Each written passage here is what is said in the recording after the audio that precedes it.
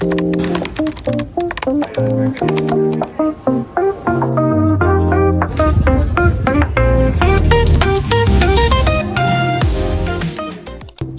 guys, so another flea market event. Nalimutan ko na mag-vlog, sobrang busy kasi may pasok ko kahapon.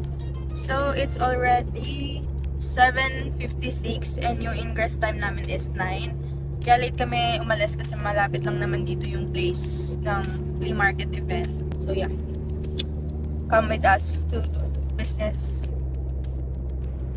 Hey guys, nandito kami ngayon sa SLEX and nag-stop muna kami kasi nag-CR kami. Hindi kami nag-breakfast, nagkape lang kami kanina kasi mamadali na kami, late na kami nagising.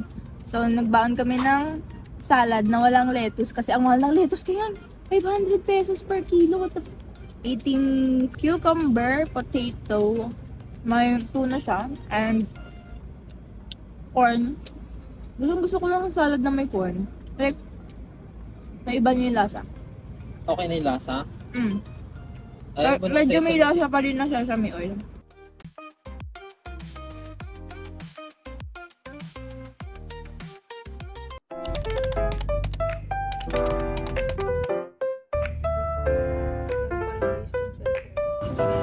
Hello guys, Voice Over Tay here. So we're now at the G Studio Alabang. Malapit lang to sa place namin.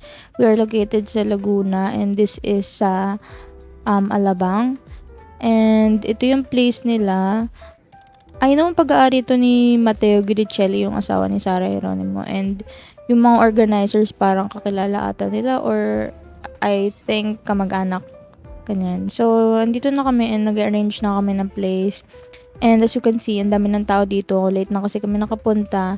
And ito yung spot namin. And thankfully, nasa may dulong spot kami. Sa may parang, hindi sa gitna. Kasi kung sa gitna kami, mahirapan kaming mag-ingress and mag-arrange ng mga gamit. Kasi marami kaming dala. But thankfully, nasa dulo part kami. So yeah, this is me and Blaine arranging all the stuff that we brought. Nakita nyo kanina, ang lit lang ng car na dala namin. Pero ang dami namin dalang gamit. Like, for real. Super dami namin dala. Mga 2 rack and 1 table. Tapos mga damit-damit pa. And yan. Ganyan yung final arrangement namin. And inaayos ko na lang ibang stuff. Like yung mga rings, yung mga packaging materials and everything. So, yeah. Love.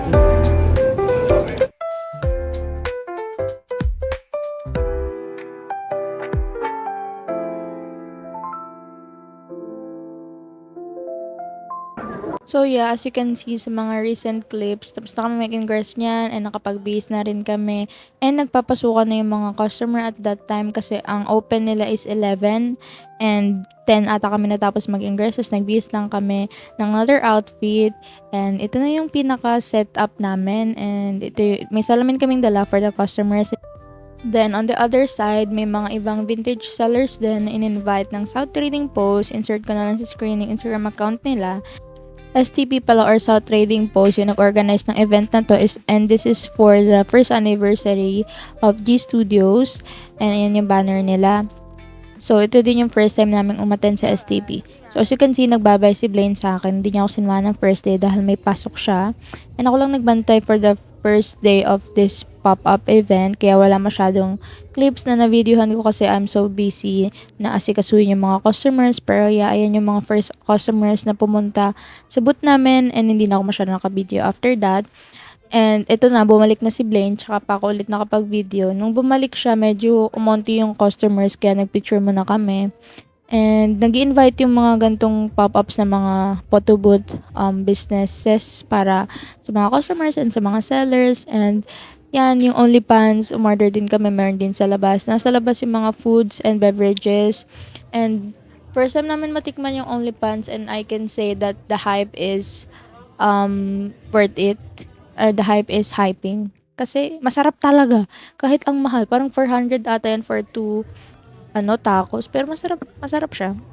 10 out of 10. After nyan, hindi na kami masyado nakapag-record. Pero ito dito sa video is tapos na yung day 1 and paalis na kami nito. Nag-egress na kami. So yeah. Day 1 done. Tomorrow naman ulit. Bye-bye. See you tomorrow.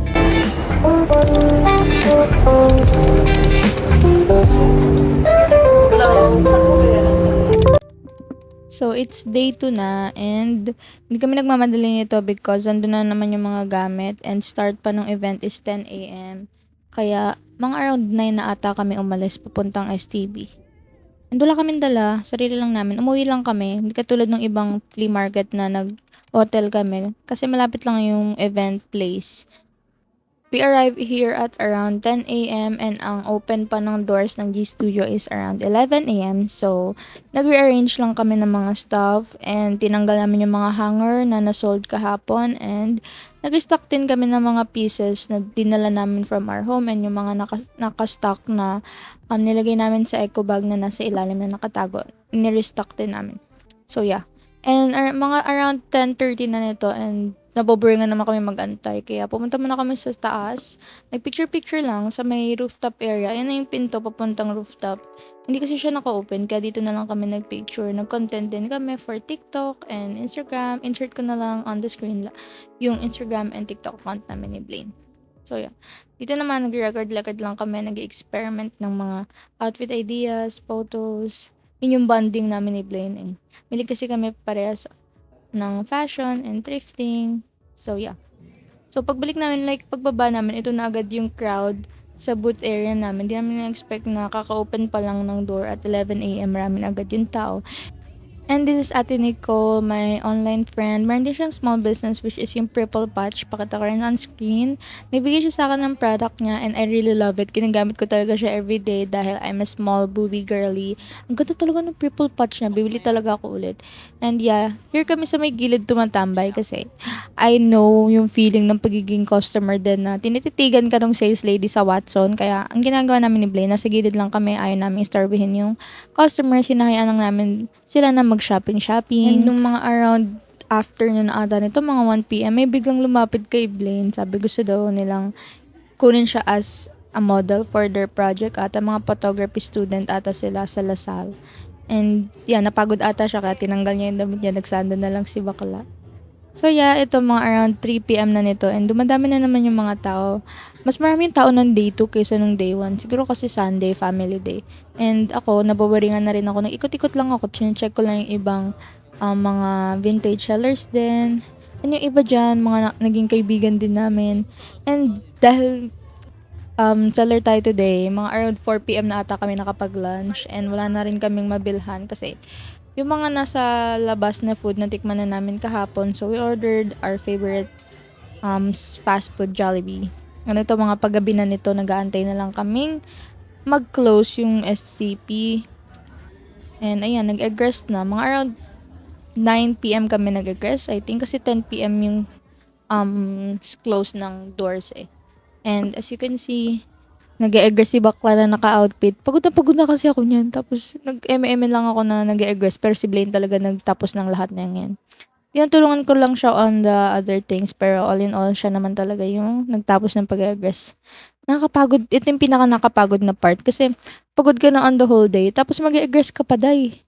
Parang isipin mo na lang habang nag-aggress na sana matapos na, ganun. Ganun lang iniisip ko. Pero so thankful kami ni Blaine kasi this STP event is very beyond expectation namin. Masaya siya kasi yung mga tao very accommodating, very friendly. In terms of sale naman, very good yung sale namin in compare sa ibang flea market events na sasalihan namin. Nag-enjoy kami and yung sale okay. And ito yung isa sa mga organizers kay Justine. Very thankful kami sa kanila sa pag-invite sa amin. Overall, we had so much fun sa STP event. Hello guys! So, tapos na kami mag-egress and eggress and tapos na yung STP G Studio anniversary. And kahapon sobrang nag-overthink ako kasi nga yung rent namin, hindi pa namin nababawi. Ang mahal ng rent. Hindi ko na lang i-disclose. Pero today, grabe. Like, thumbs up na lang talaga sa STP. Ang galing talaga nila. Sobrang accommodating. Ang babait ng mga organizers and yung mga merchant. Ang babait. I made new friends. Ilan? 1, 2, 3. 3 or 4, whatever. Ang dami ko naging kaibigan ulit. And wala, super fun lang na experience. Super bait ng mga organizers. And grabe, basta, super fun. How about you? What can you say? 10 out of 10. Would recommend talaga. Tapos si Blay, na-picture pa siya kanina. Na-picture ako kasi yung gawa ng suot ko, medyo extraordinary. Yeah. Kasi aksaya lang yun. Very approachable talaga. Yeah. nila, no? Pinaka-fun experience namin so far ng flea market. And pinaka-worth it sa lahat. Kasi yung iba nakakapagod and bawi lang talaga kami sa rent and gastos. Pero this one, Yeah, hindi pa thank you Lord diba? na lang talaga. And sobrang lapit lang sa amin. So yeah, that's Less it. expenses. So yeah, that's it for this vlog. I hope you like it. See you on the next one.